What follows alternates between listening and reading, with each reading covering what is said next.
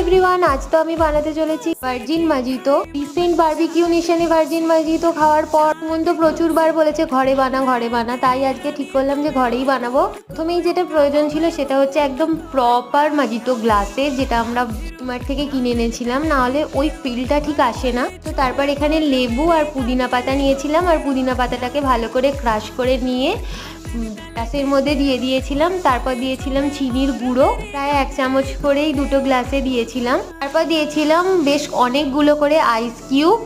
এরপর আমরা দিয়েছিলাম ডিমার্ট থেকে আনা মিন্ট অ্যান্ড লেমনের মাজিতো সিরাপ। দেন তারপর আমরা দিয়েছিলাম সোডা। অনেকে এখানে 7 আপও ইউজ করে, কিন্তু আমরা 7 আপ ইউজ করি না, আমরা ইউজ করেছিলাম সোডা।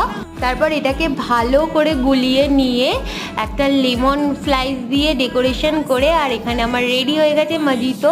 এটা তো সত্যি ভালো ছিল। তোমাদের কেমন লাগলো অবশ্যই জানিও। আজকের মতো টাটা।